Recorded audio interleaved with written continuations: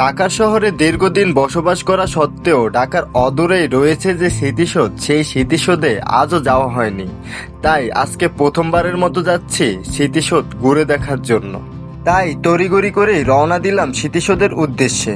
আমরা রয়েছি মোট 5 জন: ফারুক স্যার, রাহুল দাদা, আমি, শান্ত এবং ইয়াসিন। তো চলুন মজার ছলে যাওয়া যাক স্মৃতিসৌধ।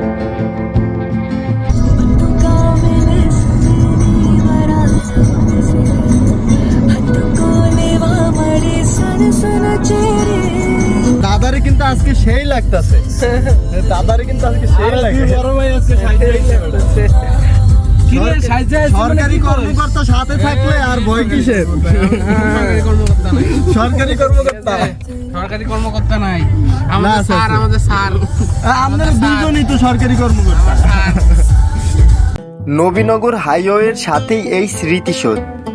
শতবার এই রাস্তা দিয়ে যাতায়াত করা সত্ত্বেও কখনো চোখে পড়েনি যে এখানেই স্মৃতিসৌধ।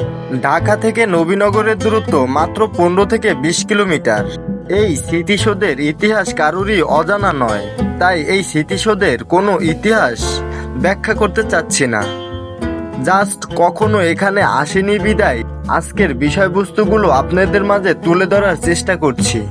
যে ঢাকা শহরে থাকা সত্ত্বেও আমরা এই স্মৃতিসৌধে আজকে ফার্স্ট টাইম আসলাম। আসলে কি কাকতালীয় ঢাকা শহরে থাইকা এইটাই জানেন না যে স্মৃতিসৌধটা মেন রোডের সাথে। এই রোড দিয়ে কি একদিন ধরে যাতায়াত করছি আমি? কত যাতায়াত করছি? 12 সাল থেকে যাতায়াত করতেছি, তাও জানেন না স্মৃতিসৌধটা এই কাছে। স্মৃতিসৌধের রাস্তা, আরে আমি তো 12 সাল থেকে থাকতেইছি। 12 সালে থেকে গেলাম, তারপরে এই 19 সাল থেকে। ঢাকা শহরের এক্সপিরিয়েন্স আমাদের তুলনায় কিন্তু আপনাদের অনেক হ্যাঁ, এইটা বলতে অনেক এক্সপিরিয়েন্স। এটা বলতে হয়। কিন্তু আমি আসছি কবে? আমি তো মনে হয় 14 সালের শেষের দিকে, 15 সালে আসছি ঢাকা। তাও মোটামুটি না, আমার তো দাদা আবার সবকিছু ঘোরাঘুরির কাজ, তো এই কারণে একটু মোটামুটি এক্সপিরিয়েন্স ছিল যে এখানেও আসবো। মানুষ রূপক কথায় বলে যে মক্কার মানুষ হজ পায় না, তেমনি ভাবে মিলে গিয়েছে আমাদের বিষয়টি।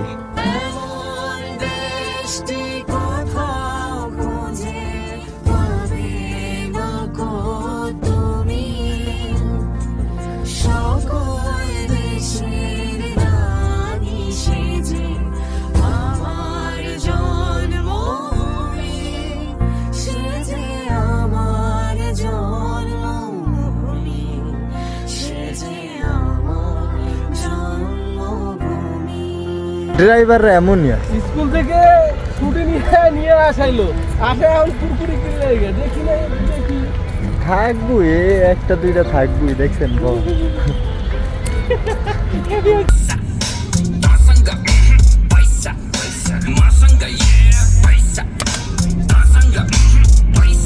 তো যাচ্ছি বলেও যাচ্ছি না, আবারও দেখা হবে অন্য কোনো ভিডিওতে নতুন কোনো স্থানে নতুন কিছু বিষয় নিয়ে। ততক্ষণ পর্যন্ত সবাই সুস্থ থাকুন, ভালো থাকুন। আসসালামু আলাইকুম।